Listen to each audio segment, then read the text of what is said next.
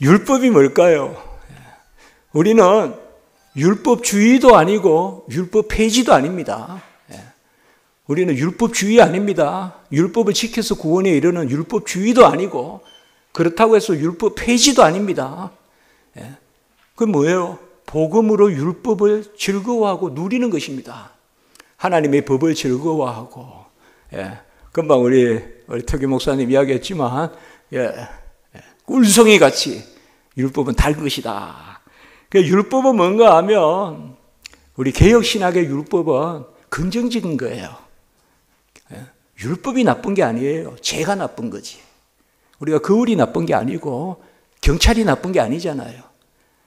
나의 잘못된 것을 비추어 주면 거울이 나의 나쁜 것을 드러내고, 경찰이 내가 잘못한 걸 지적하면 그때는 경찰을 피해 도망가지만 도망가는 게 저주거든요. 그러나 내가 죄 지은 거 없으면 경찰은 너무나 귀한 거잖아요. 저도 한국에 유학 갔다 처음 오니까 너무 이 생활이 낯설었어요. 유학 오래 가 있었지는 않았지만 파출소가 옆에 있으니까 좋더라고요. 파출소가 옆에 있으니까 막 아이들은 어리지 이러니까요. 죄가 없으니까 좋은 거죠. 그러나 우리가 교통시스만 하나 어겨도 다 피해 다니죠. 그러니까 율법은 경건하고 의로운 삶의 규범이다. 이 경건하고라는 말은 뭔가 하면 하나님 사랑의 계명이에요. 1에서 4계명이에요. 그래서 경건하고 하나님께 예배드리고 하나님을 사랑하고 섬기는 그 경건하고 의로운이라는 것은 이웃을 사랑하고 공의를 지키고 서로 공정하게 나누고 이러한 것을 알려주시는 법입니다. 모세가 애굽에 들어가기 싫죠. 그렇게 애굽 사람들을 위해서 모세가 히브리 사람들을 위해서 그들이 고통당하고 그 간역자들 옛날로 말하면 일시키는 사람들이 막 힘들게 하니까 정의감을 발휘해서 한번 밀쳐가 죽었잖아요. 그러니까 그걸 또 고자질한단 말이에요. 이스라엘 사람들이. 그러니까 얼마나 싫겠어요. 그런데 하나님은 떨기나무에서 여호와의 사자 스스로 계신, 나는 스스로 있는 자 아니라 여호와 하나님이 나타나셔서 백성을 데리고 나오라 그러잖아요. 누가 가고 싶겠어요? 누가 그 고생을 시킨 거예요? 미디안 광야에서. 바로 자기 동족이란 말이에요. 그래서 안 가겠다 그러는데 히브리서 출애굽기, 자꾸 제가 따르는 출애굽기 3장 12절에 보면 내가 항상 너와 함께 한다. 그리고 네가 그 백성을 데리고 나오면 이곳에서 나를 섬기리라고 해요. 그게 뭔가 하면 애굽 백성은 노예이기 때문에 배운 것도 없고 율법도 모르고 한마디로 앞뒤가 안 맞아요. 그래서 그렇게 그들을 위해서 애쓰는데도 오히려 자기를 고발하고 그런 사람들이란 말이에요. 그러니까 데리고 나오면 뭐합니까? 하나님 왜 제가 그런 사람들 데리고 나와야 됩니까? 그러니까 데리고만 나오면 이곳에서 호렙산, 시내산 이곳에서 나를 섬기리니. 그때 모세가 마음이 움직여요. 두 가지 약속을 해요. 내가 항상 너와 함께 한다. 임마누엘의 약속. 그리고 데리고만 나오면 이곳에서 나를 섬기리니. 그게 뭡니까? 율법을 주시겠다는 거예요. 데리고만 나와라. 그러면 내가 사람 만들게. 내가 내 백성 만들게. 어떻게? 율법 주셔서. 법이 없는 백성에게 법을 주셔서. 그러니까 모세 너는 걱정하지 말고 데리고만 나오면 내가 이곳에서 나를 섬기게 바로 경건하고 의로운 삶의 규범을 주겠다. 하나님 사랑하는 예배의 법과 이웃 사랑하는 그러한 하나님 사랑, 이웃 사랑의 법. 그게 10계명이잖아요. 1에서 4계명은 하나님 사랑의 계명, 그리고 5에서 10계명은 이웃 사랑의 계명. 우리가 떠내려가는 거지가 물에 떠내려가는데 건져내면 그냥 다시 거기에 물가에 두겠습니까? 집에 데려가죠. 집에 데려가면 옷을 입히고 그리고 그 집의 법도를 가르치겠죠. 그게 바로 하나님의 집의 법, 율법입니다. 율법은 바로 하나님이 어떠한 분인가를 알려주는 거예요. 너희는 거룩하라 그러면 하나님은 거룩하신 분. 서로 사랑하라 그러면 하나님은 사랑이신 분. 그리고 착하라, 선하라, 의로우라 하면 하나님은 선하시고 또 의로우신 분. 그러니까 율법은 하나님의 어떠하심을 드러내요. 그래서 다윗이 주야로 율법을 묵상한 것은 그것을 통하여 하나님이 누구신가를 아는 거예요. 우리가 어떻게 하나님을 압니까? 막연히 그려서 압니까? 하나님은 보이지 않는데요. 어떻게 압니까? 하나님이 자기 말씀으로, 그 말씀으로, 그것이 바로 율법입니다.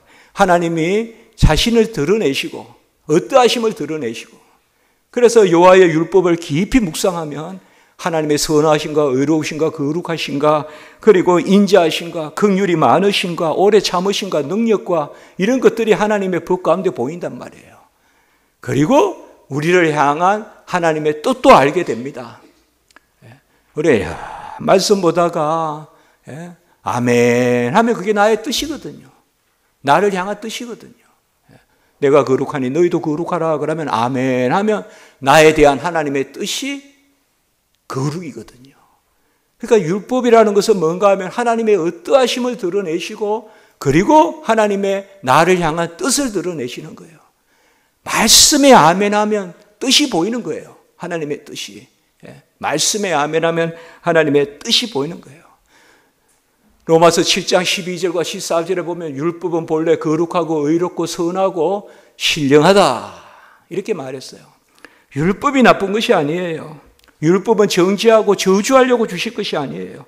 율법은 하나님의 자녀가 마음과 뜻과 목숨과 힘을 다하여 하나님을 사랑하는 것과, 그리고 이웃을 사랑하게 하는, 야고보서 1장 25절에 보면 자유롭게 하는 온전한 율법이다. 자유롭게 하는 온전한 율법. 법이 없어서 자유로운 게 아니라 하나님의 말씀을 받고 아멘 해야 자유롭다는 거죠. 우리가 자유롭다는 것이 막 이 길 저 길 막 다니면서 탱자가시에도 찔리고 도랑에도 빠지고 그게 자유로운 겁니까?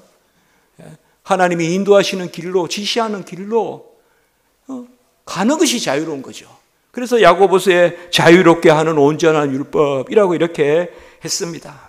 우리 저번에 시편 19편 7절에서 10절에 한번 같이 읽은 적이 있어요. 둘째 시간에. 그때 여호와의 율법은 성경이라고 하고 또 여호와의 증거도 성경이라고 하고 그때 바꿔서 읽은 적이 있어요. 이제 오늘은 그대로 한번 읽어보겠습니다. 시편 19편 7절에서 10절. 전에는 우리가 여호와의 율법은 성경은 완전하여 영혼을 소생시키고 성경은 확실하여 우둔한 자를 지혜롭게 하고 성경은 이렇게 했어요. 다 성경으로 바꿔서 불러봤어요. 그때는 읽어봤어요. 이제는 오늘 있는 그대로 한번 읽어봅시다. 여호와의 율법이 어떠한 것인지, 하나님의 계명이 어떠한 것인지. 자, 같이 읽습니다. 큰 소리로 읽으면 감사하겠습니다. 읽습니다. 시작. 여호와의 율법은 완전하여 영혼을 소성시키며 여호와의 증거는 확실하여 우둔한 자를 지혜롭게 하며 여호와의 교훈은 정직하여 마음을 기쁘게 하고 여호와의 계명은 순결하여 눈을 밝게 하시도다. 여호와를 경외하는 도는 정결하여 영혼까지 이르고 여호와의 법도 진실하여 다 의로우니 금 곧 많은 순금보다 더 사모할 것이며 꿀과 송이꿀보다 더 달도다. 제가 무슨 선물을 받아서 아멘 한 적은 없어요. 좋아가지고. 선물을 받아서 할렐루야 한 적도 없어요. 근데 밤에 성경 보다가는 아멘 한 적이 있어요. 방에서. 그거예요. 여호와의 말씀이 꿀송이보다 달고. 제가 기독교 번역, 강요 번역하다가도요, 그 기쁨이 얼마나 충만한지 몰라요. 아멘 한 적도 있고. 제가 저기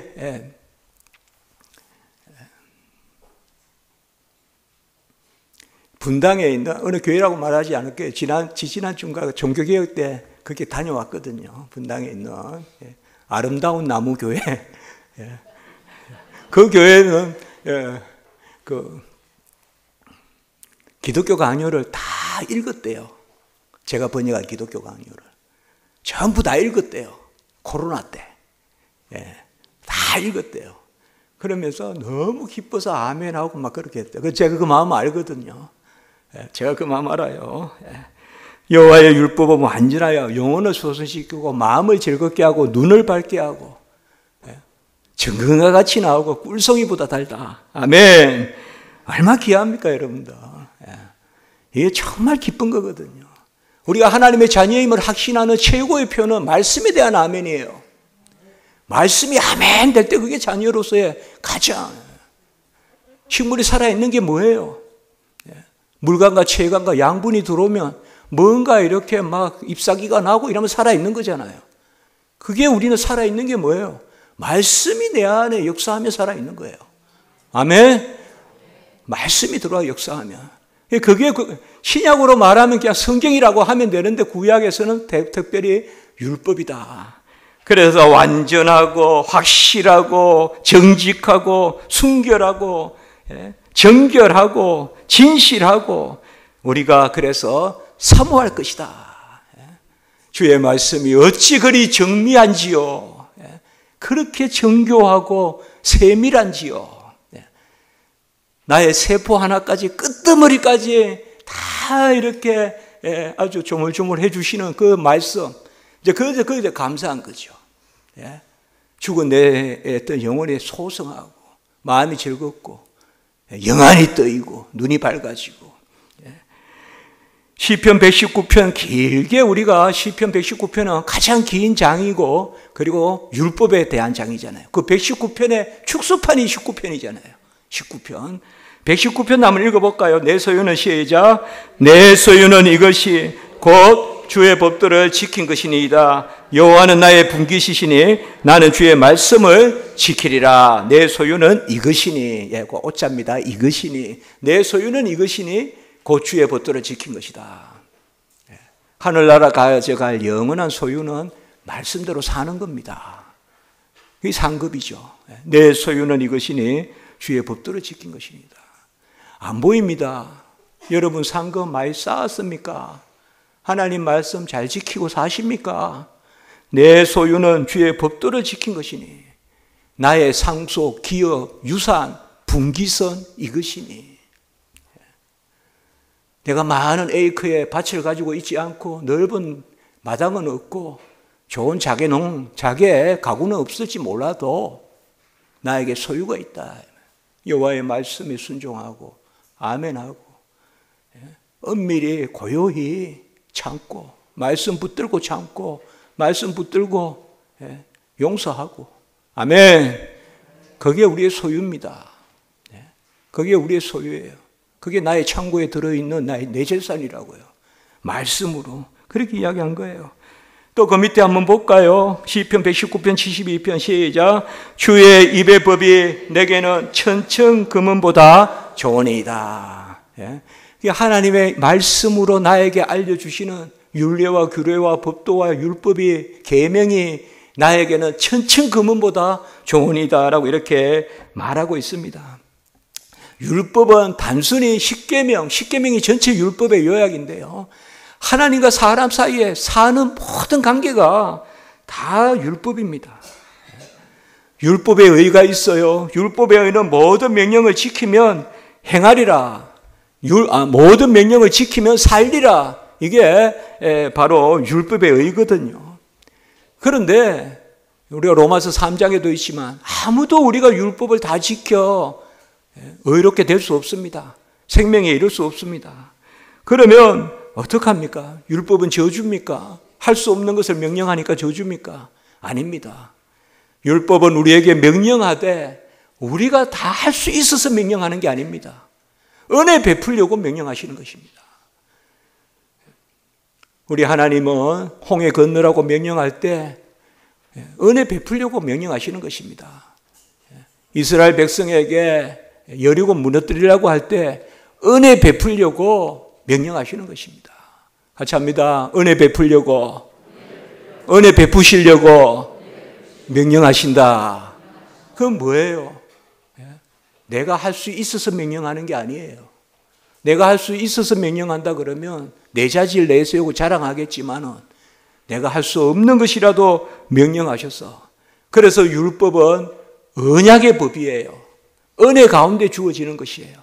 갈라디아 3장 17절에 모세의 그 언약이 곧 율법이 430년 전에 아브라함의 언약을 피할 수 없다. 이렇게 이야기한 거예요. 아브라함의 언약이 뭡니까? 아브라함이 믿으니 그를 의로 여기사, 이신칭이잖아요. 믿어서 의롭게 여기는 은혜의 언약이잖아요.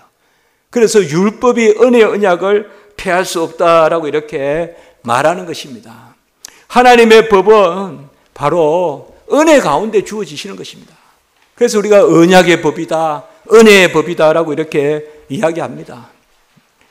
하나님의 말씀이, 명령이, 규례가 나에게 떨어지시면 무조건 지금 은혜 받을 만한 때다라고 믿으시기 바랍니다.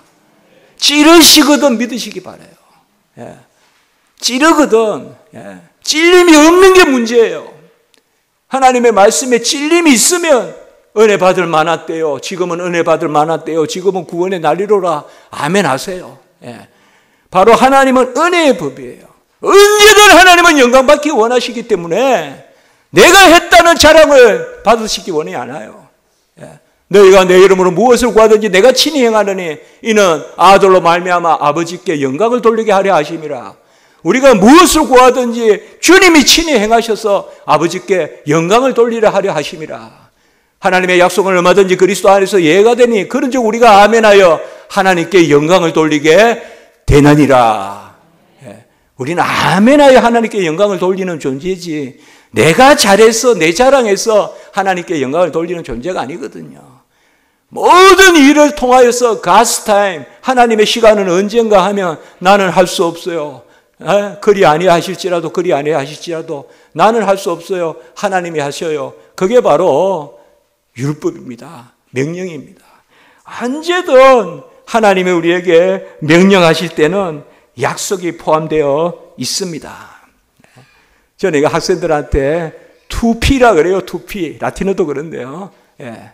명령은 프리세터, 영어로. 명령이라고 해도 되고 교훈이라고도 해도 되고 규범이라고도 해도 돼요. 하나님의 명령, 교훈, 규범에는 약속이 있다 이거예요. 프로미스가 있다. 예. 그래서 프리세터, 라틴어 프라이케투메는 라틴어로 프로미시오, 약속이 있다. 이걸 믿는 거예요. 이게 바로 언약의 우리 후손들이에요. 언약의 자손들이에요. 예수 그리스도는 모든 믿는 자에게 구원을 위하여 율법의 마침이 되신다. 로마서 10장 4절에 말씀했어요. 이걸 혹시 오해하셔서 율법이 끝났다 이렇게 생각하시면 안 됩니다. 로마서 10장 4절에 예수 그리스도가 율법의 마침이 된다는 것은 여러분 우리가 높은 산에 올라가는 것은 툭 떨어지려고 절벽에 떨어지려고 올라가는 거 아니잖아요. 높은 산에 올라가면 고원에 우리 저기 옛날에 이제 창녕입니까 이런데 하왕산 이런데 높이 올라가서 갈대밭도 보고 이렇게 하잖아요. 지리산의 철쭉도 보고 보잖아요. 그겁니다. 예수님이 율법의 마침이라는 것은 끝이라는 게 아니라 완성이라는 뜻이에요. 그래서 내가 율법을 폐하러 온 것이 아니라 완전하게 하려 함이라. 마태복음 5장 17절, 18절. 그러니까 예수님이 모든 의를 다 이루셨어요. 우리 대신에. 생명의 의도 이루시고 생활의 의도 이루시고 모든 의를 이루미 합당하다. 세례 받으실 때 하셨잖아요. 모든 의를 다 이루셨어요. 우리는 율법을 스스로 지켜서 구원에 이를 자 아무도 없지만 주님이 우리 자리에서 모든 의를 다 이루셔서 이제 예수를 믿기만 하면 생명의 의도, 생활의 의도 주님께서 우리에게 주시는 것입니다. 그러므로 이제는 더 이상 율법이 우리에게 저주가 아니고 이제는 율법이 우리에게 아까 시편 19편에 꿀송이보다 단 것입니다. 믿는 우리에게 그런 거예요. 예수님이 율법을 다 이루셨기 때문에 율법을 1.1에게도 폐한 거 아니에요. 저는 그래요. 하나님 앞에 더 많이 명령하소서, 더 많이 찔러주소서. 간혹 그 당시 적시에는 내가 왜 이럴까 하는 그러한 부분도 있지만 하나님이 나에게 명령하시면 하나님이 은혜를 베푸시거든요. 그래서 그리스도는 율법의 마침이 되시니라. 그리스도는 죽이는 조문 자체를 살리는 영이시라 이렇게 이야기했어요. 율법의 조문 자체는 죽이는 것인데 예수 그리스도를 믿는 자에게는 그 율법이 바로 살리는 말씀이 되는 것입니다. 예수 그리스도의 이름으로 모든 말씀을 받으면 예수 그리스도가 값없는 의를 증가해 주시고 중생의 영으로 부여해 주시고 그 계명의 의를 가르쳐 주십니다. 그래서 모든 율법을 다 이루셨다. 그래서 더 이상 우리가 몽학선생 아래에 있지 않고 더 이상 초등교사의 해초리 아래에 있지 아니하고 아까 말씀같이 율법을 즐거워하는 것입니다. 율법 폐지도 아니고 율법주의도 아니고 예수 믿어 구원에 이릅니다. 율법주의 아닙니다. 율법 지켜 구원에 이를 수 없습니다. 그렇다고 율법 폐지된 거 아닙니다. 왜요? 하나님의 법이 꿀송이보다 단데 누리야죠. 예수를 믿으면 이제 그의 율례와 규례와 법도와 그의 말씀, 그의 계명을 우리가 누리는 것입니다. 그래서 새로운 은혜에 그러한 영을 부어주셔서 예수 그리스도로 옷을 입은 우리가 율법 안에서 오히려 즐거워하는 것입니다. 하나님 명령하소서 듣겠나이다.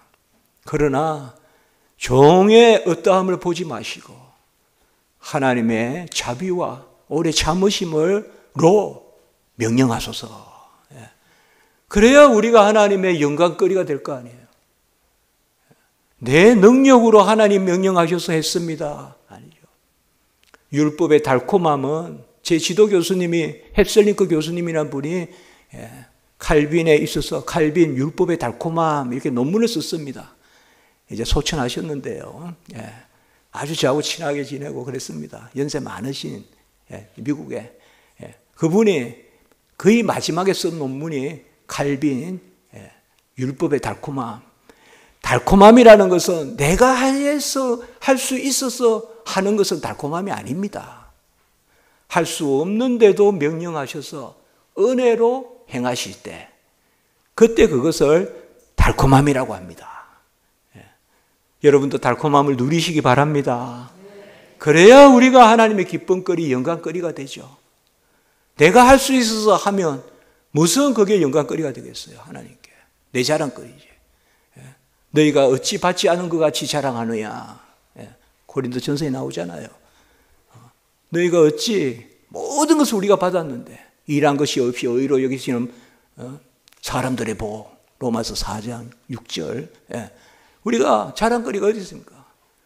내가 영광거리 되는 거죠. 근데 그건 뭐예요? 하나님 우리를 영광거리 삼으시려고 명령하십니다. 그러니 하나님의 명령을 줄이려고 하지 말고 말씀을 이쯤 이력이라도 경하게 여기면 은혜가 떠나가요, 여러분들. 말씀은 그대로 받으세요. 나를 쳐서 복종시키세요. 너희가 서기관과 바리새인보다 낫지 않으면 결단코 천국에 들지 못하리라. 서기관과 바리새인들은 나를 가만히 놔두고 법에 손을 대는 사람들이에요. 지킬 만하면 자랑하려고 막 만들고 못 지킬 만하면 고르반하면서 피해 다니고 그게 서기관과 바리새인데요. 너희가 서기관과 바리새인보다 낫지 아니하면 결단코 천국에 들지 못하리라. 서기관과 바리새인보다 나은 너희는 다른 게 아니에요. 말씀은 그대로 두고 나를 쳐서 복종시키는 거예요. 제가 미국에 유학 갔을 때 제7계명을 새롭게 쓴다고 해요. 미국에서 학교마다 제7계명을 어떻게 강제로 간음하지 말라 이렇게 합의해서 간음하는 건 괜찮다는 거예요. 그래서 계명을 완화시키면 그게 우리에게 복이 됩니까? 여러분, 하나님의 말씀을 축소시키면 복이 떠나가요. 말씀을 있는 그대로 감당 못할 만큼 하나님이 명령하시거든. 아멘 하세요. 그러면 하나님의 은혜가 그만큼 큰 거예요. 그때 우리 지경이 넓어지는 거예요. 하나님의 말씀에 손을 대면 지경이 안 넓어져요. 맨날 그 모양이에요. 그러나 하나님 말씀하소서 종이 듣겠나이다. 그러나 종의 자질을 보지 마시고 하나님의 것을 내 안에서 찾으소서. 이게 어거스틴의 기도예요. 주여 찾으소서. 종에게서 찾으소서. 종의 것을 찾지 마시고 하나님의 것을 찾으소서. 하나님이 나에게 주신 것을 찾으소서.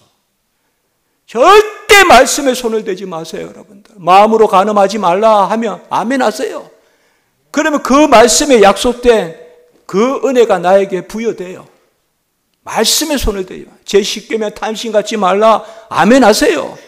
그러면 그 탐심에 괜히 나는 할 수 있어 할 수 없어 그 선에서 말씀을 흥정하지 마시고, 종은 할 수 없으나 하나님이 명령하시니 종에 듣겠나이다. 주여 말씀하소서 종이 듣겠나이다. 종의 자질 보지 마시고 하나님 은혜로 이 말씀을 이루소서.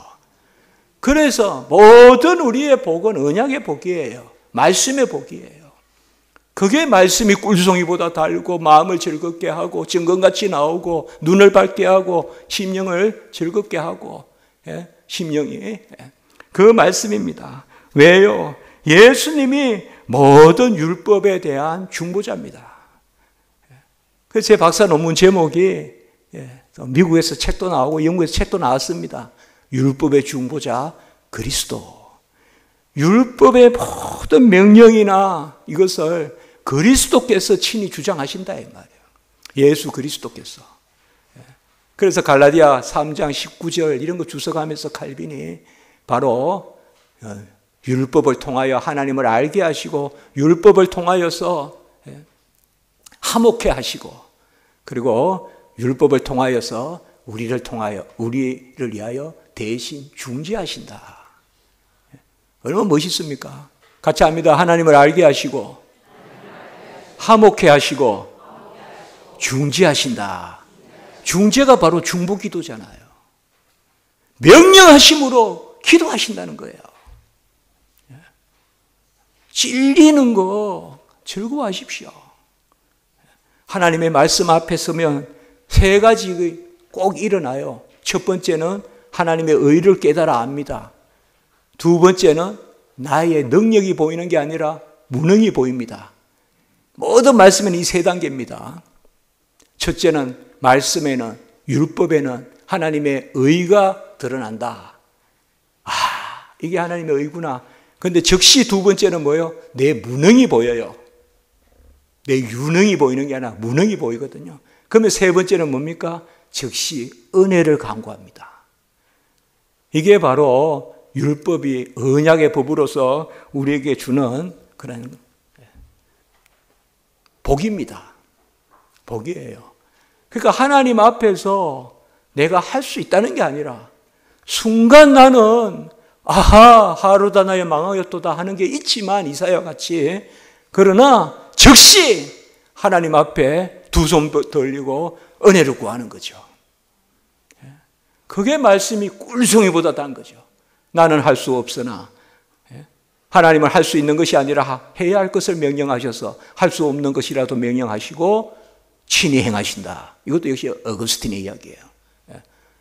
같이 한번 해볼까요? 하나님은 할 수 있는 것이 아니라 해야 할 것을 명령하시고 할 수 없는 것이라도 은혜로 할 수 있게 하신다.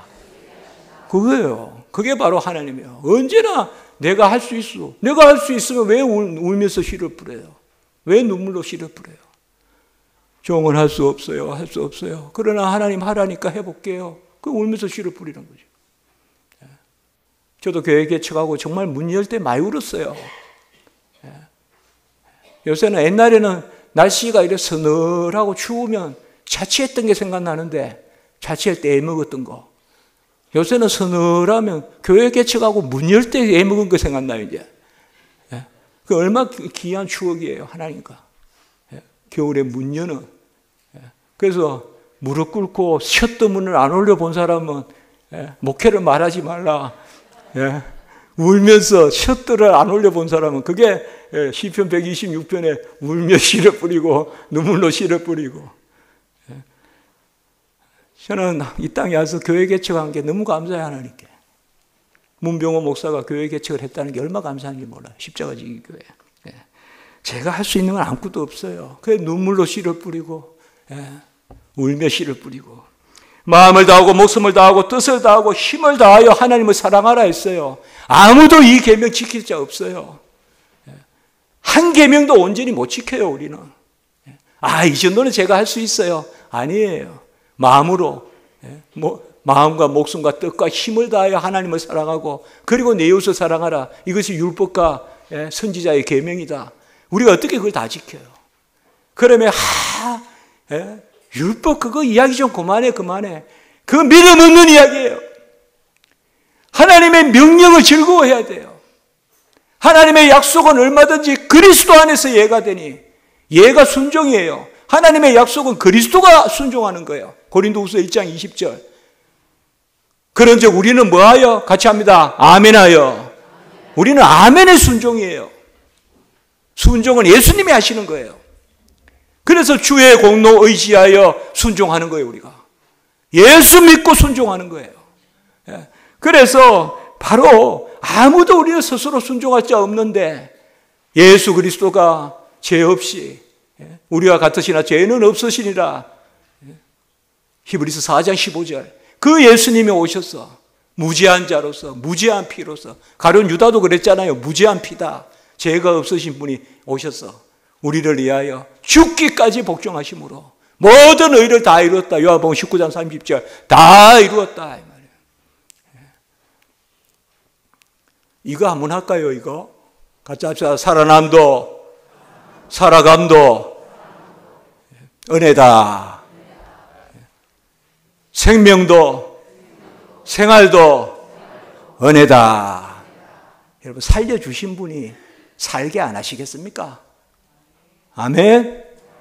걱정하지 마세요. 여러분들 살려주셨으니까. 생명 주신 분이 생활 안 주시겠어요? 살아남도 살아감도 생명도 생활도 칭의도 성화도 은혜 위에 은혜로라. 영광에서 영광, 믿음에서 믿음. 전부 하나님의 역사예요. 내가 부인돼야 돼요. 예수가 인정돼야 돼요. 주께서 다 이루셨어요. 율법이 바로 언약의 법인 것은 거기에 있어요. 우리가 율법만 바라보면 낙담해요. 혼돈해요. 좌절해요. 저주에 빠졌다고 생각해요. 그러나 율법에는 즉시 약속이 있어요. 그래서 율법은 저주한다 이렇게 하는 게 아니에요. 루터란들은 잘못 오해를 했어요. 우리는 아니에요. 우리 개혁신학은, 우리 장로교는 아니에요. 율법은 아까도 말했듯이 경건하고 올바른 삶의 규범, 하나님 사랑의 규범, 이웃 사랑의 규범. 한강물에 빠져서 이제 떠내려가는 사람 건져 주었으니까, 거지 건져 주었으니까 집에 가서 그 집의 법도를 가르쳐 주서 그 집의 자녀로서 살게 하시는 그 좋은 질서가 바로 율법이란 말이에요. 그래서 이제 우리는 거듭난 우리는 그 율법을 즐거워하는 것이죠. 그래서 율법은 세 가지 용법이 있다라고 이야기합니다. 우리 3페이지에 보면 있습니다. 율법은 세 가지 용법이 있다. 첫 번째는 뭔가 하면 율법은 우리의 죄를 들춰내지만 그것을 통하여서 예수를 찾게 합니다.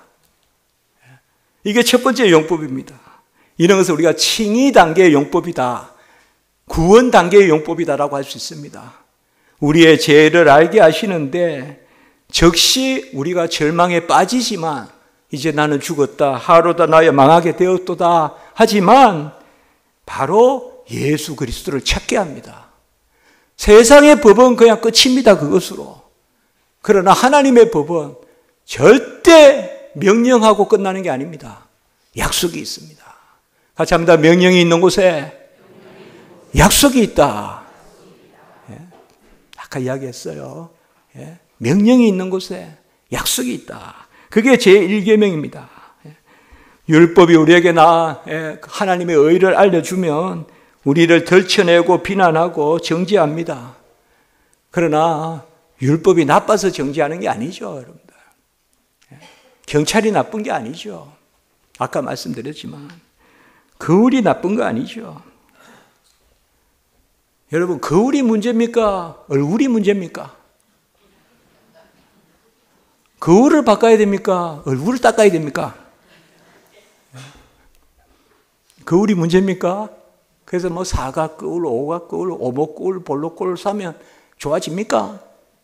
내 얼굴을 닦아서 깨끗하게 닦으면 거울은 좋은 얼굴 비춰주겠죠. 율법이 문제가 아니라 이 말이에요. 내 죄가 문제다 이 말이에요. 하나님의 말씀이 문제가 아니다 말이에요. 간단하게 믿으세요. 어린아이 같이 믿으세요. 말씀에 손대지 마세요.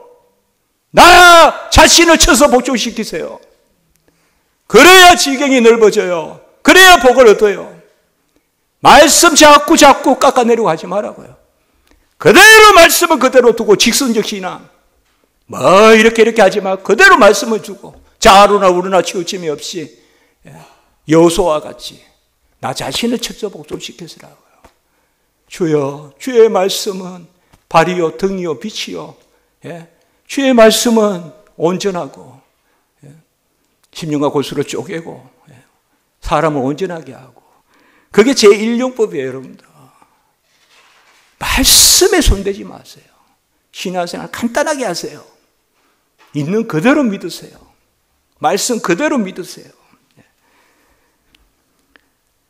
예수 그리스도께서 우리를 위하여 모든 일을 이루셨기 때문에, 그래서 칼빈은 율법의 제1용법을 율법은 저울이고 거울이다. 그러니까 우리를 달아준다 이거예요. 저울 다는 거잖아요. 거울은 비추는 거잖아요. 율법이 나쁜 게 아니라 율법은 우리 자신을 깨닫게 해서 그리스도를 찾게 한다라고 이렇게 이야기했습니다. 우리 칼빈이 이야기한 것 좀 길지만 한번 읽어볼까요? 사람들은 거기에, 여러분들 한번 읽어봅시다. 크게 시작. 사람들은 자기들 자신의 능력에 대한 어리석은 편견을 버릴 때에 자기들이 오직 하나님의 손에 의해서 서고 존재한다는 것을 깨닫게 되어 벌거벗고 빈손인 채로 하나님의 자비로 도망가서 그것에 전적으로 자기를 의탁하고 그것에 완전히 자기를 감추며 의의 공로를 위하여 오직 그것 하나만을 붙잡게 된다는 것이다. 왜냐하면 누구든지 참 믿음으로 구하고 기대하는 자에게는 그리스도 안에서 하나님의 자비가 나타나기 때문이다. 거울이 비춰주면, 저울이 달아주면 그리스도를 찾으란 말이에요. 말씀을 닫아버리면 저울과 거울이 없어져요. 그러니까 은혜의 기회가 없어져요. 저울과 거울이 율법이 있어서 너는 이 정도 함량이니까 좀 더 구해. 그러면 또 예수 그리스도에 구하고, 또 거울이 이렇게 비춰서 너는 본래 예쁘게 생겼는데 이거 왜 자꾸 흙이 묻어있냐, 좀 닦아라 이러면 또 닦고. 말씀의 기준이 있어야 될 거 아니에요. 말씀을 닫아놓고 어떻게 우리가 뭘 기준으로 사냔 말이에요, 성도가. 그래서 저울과 거울이다. 또 그 밑에 한 번만 더 읽어볼까요? 그 밑에 좀 길지만 율법은, 지금 잘 크게 잘 읽고 있습니다. 시작. 율법은 명령하고 은혜는 행할 수 있는 힘을 공급해 준다. 잠시 크게 한번 다시 읽읍시다. 율법은 명령하고, 시작. 율법은 명령하고 은혜는 행할 수 있는 힘을 공급해 준다. 명령할 때 은혜가 역사해서 힘을 공급해 준다 이 말이에요. 또 계속 읽습니다. 시작. 하나님은 우리가 할 수 없는 것을 명령하셔서 우리가 그에게서 무엇을 구해야 하는지를 알게 하신다. 율법이 주어진 것은 다음을 목적으로 한다. 즉 위대한 체하는 당신을 하찮은 것으로 만드시려고, 당신들 스스로는 의에 이르는 힘을 지닐 수 없음을 설명하시려고, 그리고 이렇듯 무능하고 저급하고 빈곤한 당신들이 은혜로 도망치게 하시려고 말이다. 제가 이런 거 번역하면서 아멘 안 하겠습니까, 방에서? 일시적으로 우리의 부끄러움이 있지만, 수치가 있지만은, 그건 뭐예요? 이렇듯 무능하고 저급하고 빈곤한 당신들이 은혜로 도망치게 하려고 우리를 깨닫게 하신다. 이게 첫 번째 용법이라는 거예요. 같이 합시다. 율법의 거울 앞에 서자. 율법의 저울에 분동이 되자. 그 분동같이 올라가자 말이에요, 우리가. 즐거워하자 이 말이에요. 하나님의 말씀 앞에서 좌절하는 것은 은혜의 통로예요. 아까 이야기했죠? 율법은 명령하고 은혜는 행할 수 있는 힘을 공급해 준다. 한 번도 1년 내내 찔림이 없고, 한 번도 이쪽 올라 이쪽 오케이고, 모든 것이 오케이고, 그게 문제예요. 찔림이 있다는 것은 지경이 넓어지는 소리예요. 지경이 넓어지는 소리라고요. 세상에서도 뭘 깨야지 된다. 우리 다미안 소설 있는데 나오잖아요. 싱클레어 다미안 무슨 알을 깨야지. 우리도 그런 지경이요. 절대 여러분들 말씀의 요구가 크다고 느껴지면 그 자리에서 아멘 하세요. 그때가 지경이 넓어지는 때예요. 이런 걸 어떻게 합니까? 아니요. 이렇게까지 요구하십니까? 그렇게 말하지 마세요. 이렇게까지 그게 주님의 분깃이에요. 아까 했잖아요. 여호와의 법도를 지키는 것이 분깃이니이다. 하나님의 율법이 나의 분깃이다 이 말이에요. 하나님의 명령이 은혜의 분량이다 이 말이에요. 그걸 말씀으로 명령하는데 이렇게 설마 그래 하지 마세요. 그냥 기도하세요. 하나님 이루소서. 하나님 이루소서. 말씀대로 되게 하소서. 그러면 되잖아요. 하나님이 알아서 하시는 거죠. 하나님이 더 간절하시죠. 아리는 마땅히 빌 바를 알지 못하나 하나님이 우리 로마서 8장 나오잖아요. 그래서 그의 뜻대로 구하게 하신다. 나오지 않습니까? 자, 율법의 제2용법. 자, 1용법은 뭔가 하면 저울과 거울, 우리를 달아서 중요한 것은 정죄가 있어요. 또 꼬집는 게 있어요. 그러나 궁극적인 목적은 뭐예요? 그리스도께 도망가게 한다 이 말이에요. 그게 중요한 거예요. 그리스도께 도망가게 하는 게 1용법이고 2용법은 뭔가 하면 이건 금방 보면 됩니다. 바로 율법을 통하여서 우리가 죄를 억제하는 거죠. 이건 이제 사회에서도 그렇죠, 사실. 이 칼빈이 제2용법이라고 했습니다. 하나님의 법이 있기 때문에 우리가 막 사람 그렇게 하고 괴롭히고 이렇게 안 합니다. 우리 성북중앙교회 성도님들은 다 착한 일 많이 하시기 바랍니다. 여러분 성도는 착하게 살아야 됩니다. 착하게 사세요, 여러분들. 시원시원한 거 조심해야 돼요, 우리 성도님들. 시원히 끝내고 시원히 차버리고 이런 거 하면 안 돼요, 여러분들. 뭔가 찜찜해야 돼요, 성도님들은. 뭔가 좀 당하고 그래 사세요. 착하게 사세요, 착하게. 착한 사람이 격조 있는 사람이에요. 아무리 좋은 옷을 입고 좋은 걸 누리면 뭐합니까? 사람이 착해야지. 그러니까 율법의 제2용법은 그거예요. 제가 성북중앙교회 와보면 고대 이쪽이 그렇게 착한 데는 아닌데 제 생각에 이쪽은 되게 착해요. 제가 보면 성북중앙교회. 그래서 바프도 하고 바프 하잖아요. 우리 딱 해놨잖아요. 제가 그래서 제가 이야기했잖아요. 제가 40년 전에 대학교를 다녔어야 되는데 그러면 이 바포에 왔을 텐데 바포 주잖아요 지금. 길 목사님이 여러 좋은 일 많이 했지만 최고 길 목사님이 교회 역사에 남을 일이 고대 앞에서 바포 준 거 하신 거예요 지금. 얼마 학생들이 좋겠어요. 여기 와서 밥을 먹을 수 있다는 게. 그리고 얼마 여러분들이 깍듯하게 섬기겠어요. 사랑의 수고. 자, 3용법은 뭔가 하면 이제 2용법은요. 우리가 이렇습니다. 제가 언제 그런 걸 한번 한 적이 있어요. 집에서 성경을 보다가 감사합니다. 감사합니다. 감사합니다. 감사합니다. 말씀을 계속 보다 보니까 제가 그냥 막 숫돌로 가는 것 같아요. 저를. 말씀이. 숫돌에 있잖아요. 막 가는 거. 뭐 그런 기분이 들어요. 막 좋아요. 그냥. 아, 말씀을 많이 봐야 되겠구나. 많이 보면 내가 이렇게 연마가 되는구나. 이렇게. 내가. 그 생각을 해서 그게 이용법이에요. 하나님의 말씀이 있어서 우리를 억제시키고 우리가 자꾸 튀어나오려 하면 자꾸 이렇게 갈고 못 튀어나오게. 좀 부드럽게 만들고 이게 이용법이에요. 하나님의 말씀을 옆에 두고 이렇게 즐거워하시면요. 내가 순해져요. 어쨌든 순해져야 돼요. 성도는. 성도는 이렇게 자꾸 이렇게 막 둥그랗게 순해져야 돼요. 같이 합니다. 살 같은 마음.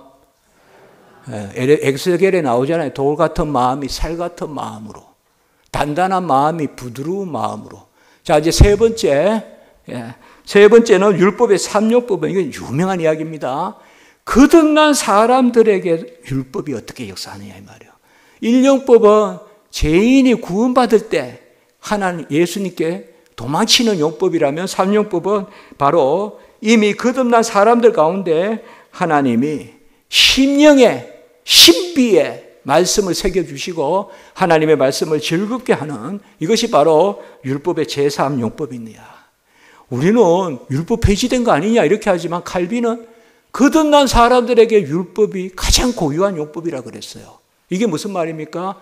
거듭난 사람에게는 이제 율법은 더 이상 정죄가 없고 그야말로 아까 19편에 꿀송이보다 달고 그리고 눈을 밝게 하고 마음을 즐겁게 하고 정금같이 나오고 꿀송이 아까 있었지 않았습니까? 그게 이제 우리예요. 그러니까 하나님의 말씀을 즐거워한다 이 말이에요. 하나님의 말씀이 있으면 하나님의 말씀이 우리를 가르치기도 하고 권고하기도 한다고 했어요. 여러분 이게 중요합니다. 가르치는 것은 알게 하시는 거예요. 권고하는 것은 뭐냐 하면 우리가 행하게끔 움직이게 하는 거예요. 말씀에는 능력이 있어요. 심령과 골수를 쪼개기까지 한다는 있지 않습니까?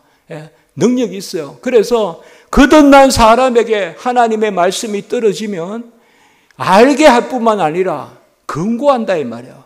그렇게 해야 돼. 그렇게 해야 돼. 그렇게 해야 돼. 그래서 우리 안에서 선한 열심이 생기게 한다 이거예요. 이것이 제3용법이에요. 그러니까 하나님의 말씀이 우리에게 오시면 그래서 계속 마치 채찍, 말로 채찍, 이게 나쁜 뜻이 아니라 주마가편이라 그럽니까? 막 달리는 말에 이게 더 편자하고 채찍, 그 다음에 찌르는 가시 자극, 이런 게 말씀이라는 거예요. 이게 나쁜 뜻이 아닙니다. 이미 성도가 거듭나서 잘 달리는데 하나님이 우리에게 그것을 더 낫게 하시는. 그래서 율법은 자기들이 열망하는 주님의 뜻을 날마다 알게 하시고 그리고 배우게 하시고 하시는 확정적인 기관이다라고 이렇게 이야기했습니다. 율법은 그저 세상의 법같이 생각하지 마세요, 여러분들. 하나님의 법도예요. 하나님의 예배의 법도. 예배의 법도가 우리가 1에서 4계명이잖아요. 그리고 이웃사랑의 법도입니다. 그래서 바로 율법은 예수 그리스도의 공로에 의지해서 그래서 중보자가 없으면 어떤 즐거움이나 달콤함도 없다라고 이렇게 말하고 있습니다. 여러분 표 한번 볼까요? 거기에 표 보시면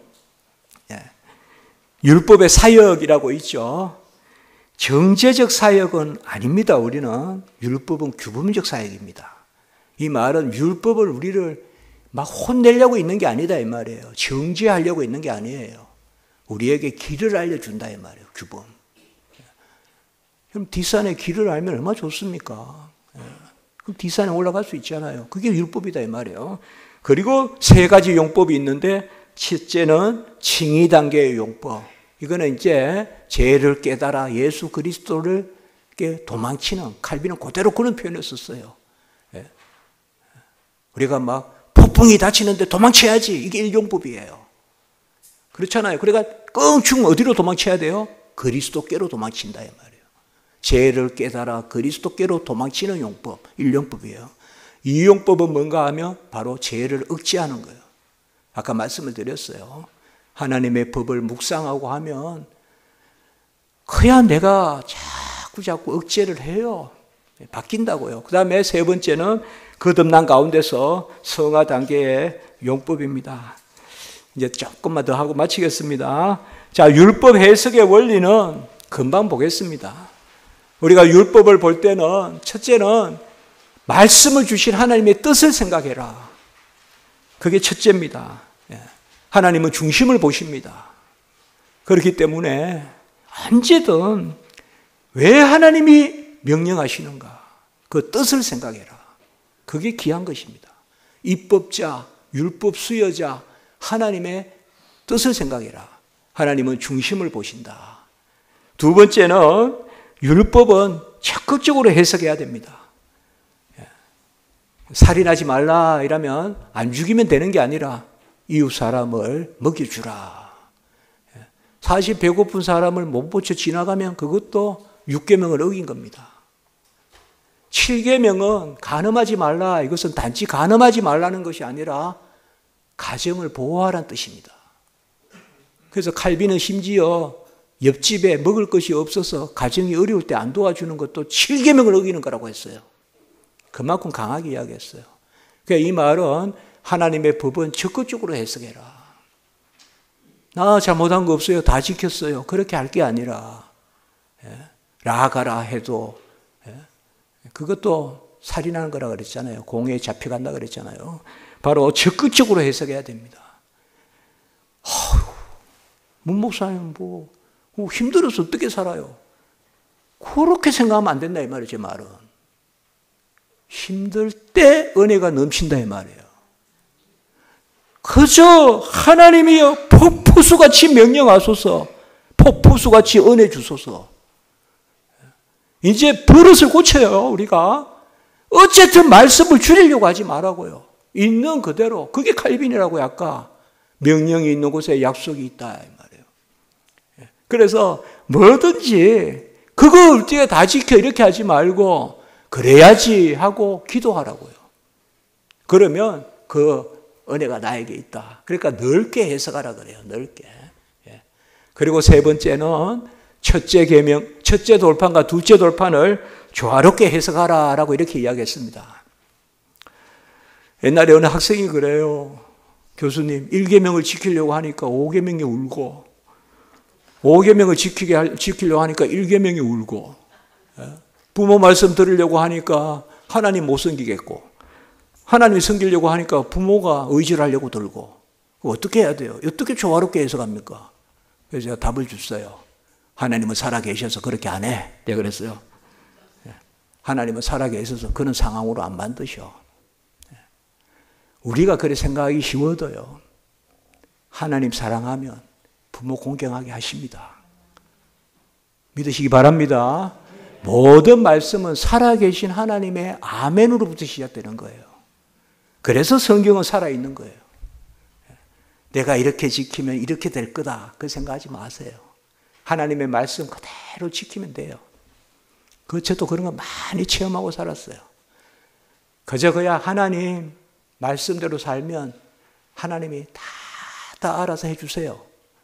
그게 3계명이에요. 그러니까 세 번째예요. 첫 번째 돌판과 두 번째 돌판 1에서 4계명과 5에서 10계명을 조화롭게 해석하라. 물론 더 중심에는 하나님 사랑의 법을 두어야 되겠죠. 예배 드리니까 가정에 분란이 온다. 그렇게 하나님이 살아계신데 두시겠습니까? 예배 잘 드리면 부모 건강하게 하십니다. 아멘. 다 지켜주세요, 여러분들. 그걸 믿어야 성도예요. 신자고. 하나님이 살아계심을 믿고 말씀을 받아야죠. 내 논리로 말씀 받습니까? 내 논리로 하나님 사랑하면 부모가 핍박하고 그래서 1계명 지키면 5계명 못 지키고 그런데 왜 하나님은 1계명 5계명을 다 지키라 하셨을까요? 하나님이 살아계시니까. 아멘. 자, 10계명에 대해서는 바로 제가 거기 간단하게 썼습니다. 10계명에 대해서. 그래서 그건 여러분들께서 보시면 되겠습니다. 7페이지에 보시면 제1계명 경배, 확신, 기도, 감사.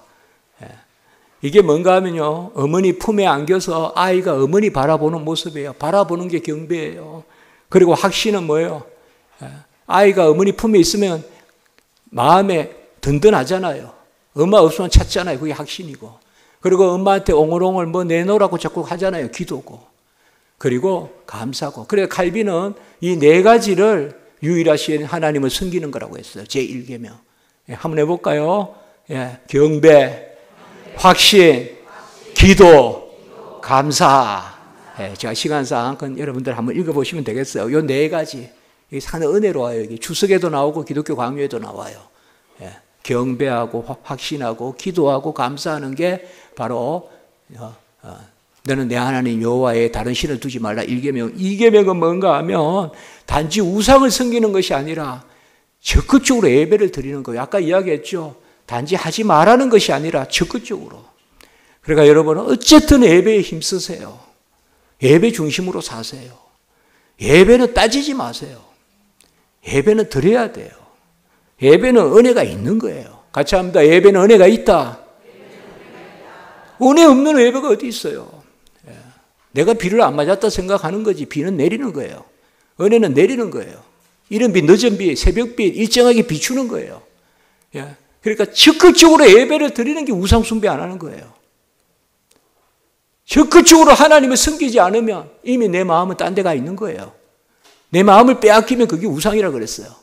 그렇기 때문에 우리는 제2계명은 뭐냐? 적극적으로 예배 중심으로 살아야 돼요. 예배. 같이 합니다. 예배 드리기 전과 예배 드린 후는 다르다. 저는 그거 믿고 살아요. 기도하기 전과 기도한 후는 다르고 말씀 보기 전과 말씀 본 후는 다르고 예배 드리기 전과 예배 드린 후는 달라요.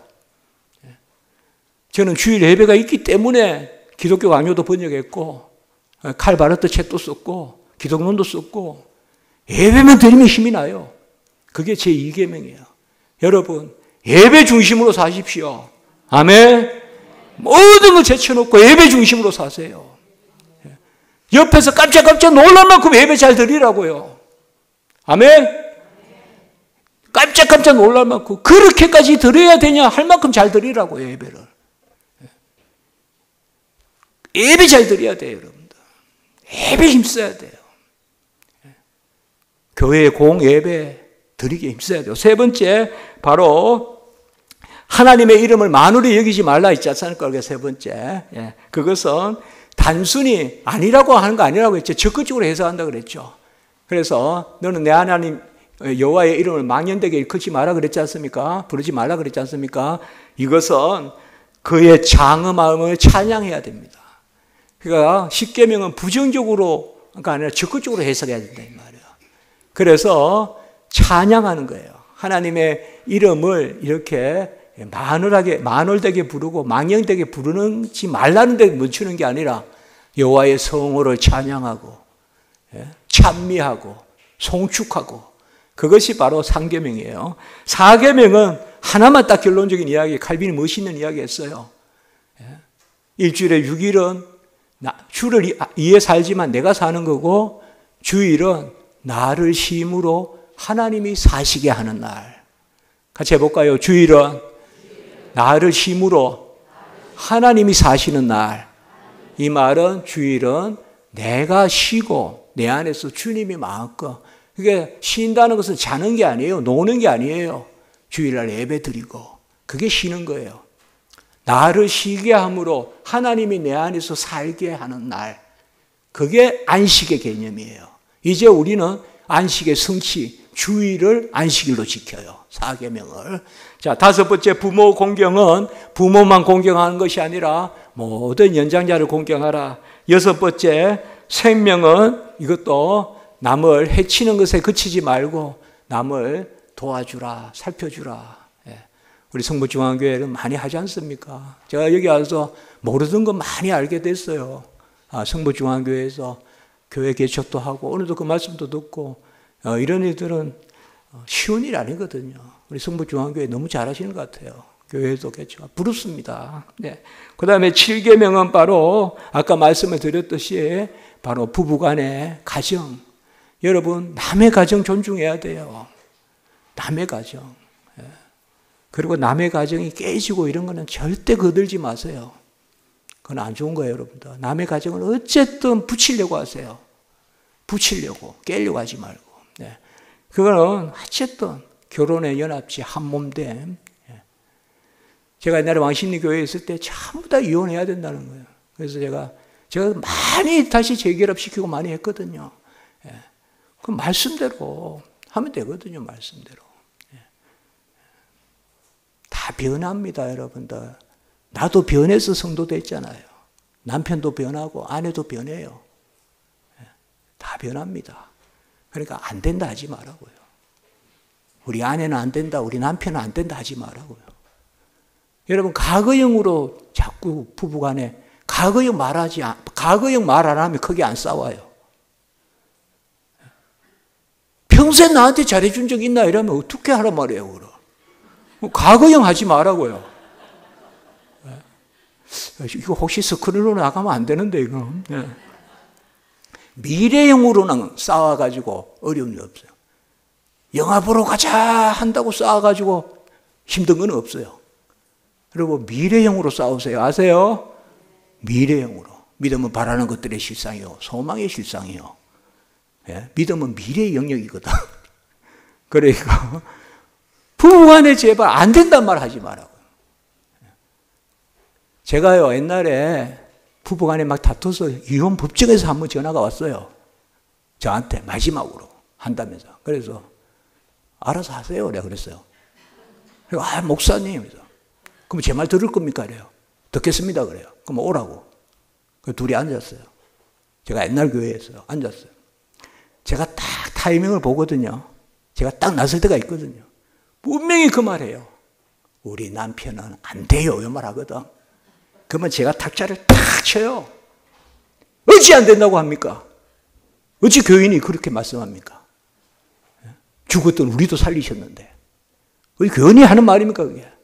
남편도 변합니다. 그렇게 이야기해요. 아까 제 말 듣기로 했죠? 왜 했는데요? 변하니까 믿고 사세요. 남편도 또 그런 이야기 하거든요. 그럼 혼내고.